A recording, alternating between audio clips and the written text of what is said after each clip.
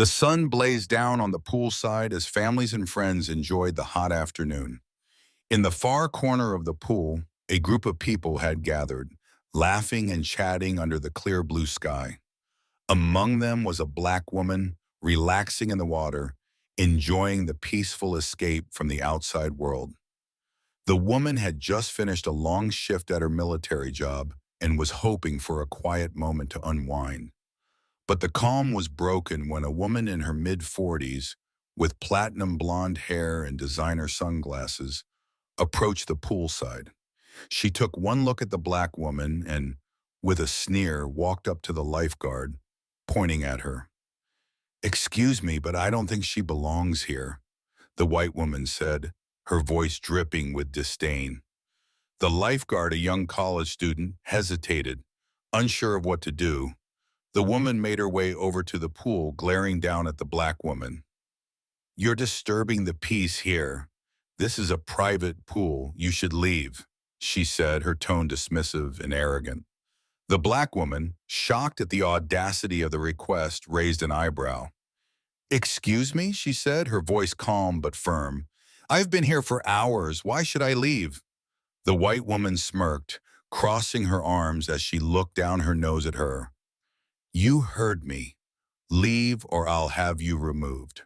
The scene quickly grew tense.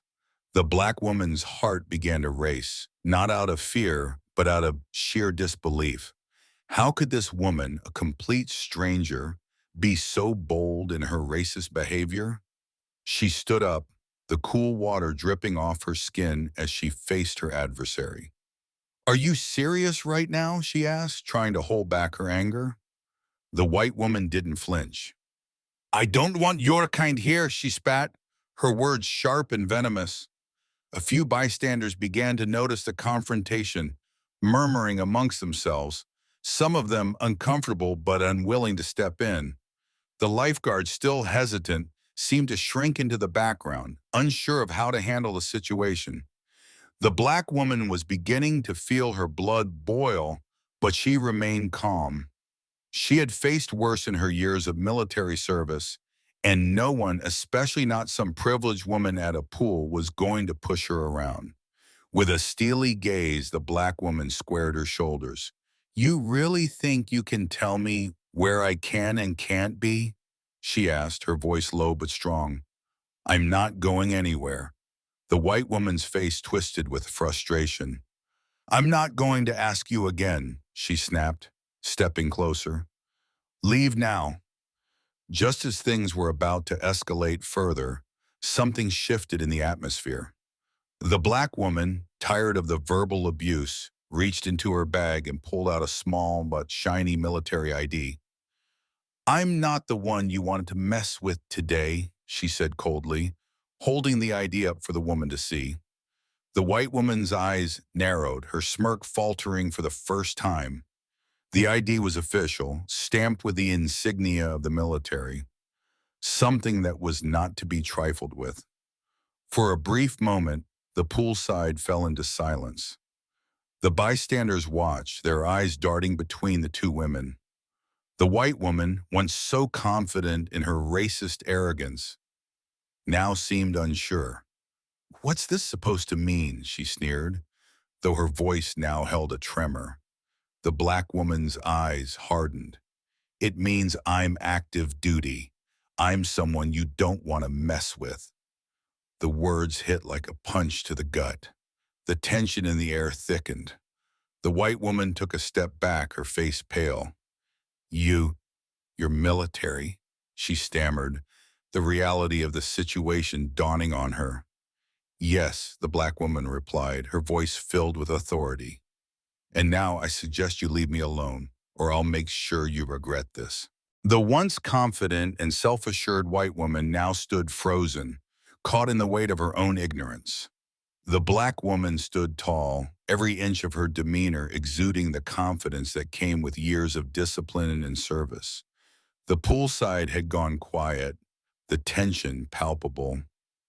The white woman's face was a mixture of embarrassment, fear, and disbelief. Her voice quivered as she tried to regain control. "I didn't know," she began, but the black woman cut her off. You didn't know? She asked, her tone sharp.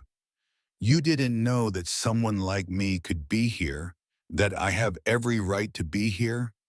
Or is it that you didn't know that I'm more than capable of handling people like you? The white woman's mouth opened and closed, but no words came out. She was caught in her own ignorance and bigotry, and now there was no way to escape the reality of what she had done. The onlookers remained silent, some with sympathetic glances toward the black woman, others too uncomfortable to speak up. But the message was clear. The white woman had lost the battle. Her attempts to assert power had backfired completely. As the white woman turned and walked away, her head hung low. The black woman returned to the pool, the water now seeming cooler, more refreshing. She didn't need to say another word. Her actions had spoken volumes. The bystanders began to disperse, some with hushed words of admiration for the woman who had stood her ground, while others simply tried to forget the tense scene they had just witnessed. The black woman, though calm, felt a rush of satisfaction. She had faced down ignorance and bigotry with the quiet strength of someone who knew their worth and power. As she sank back into the water, she let out a slow breath, the coolness of the pool settling her mind.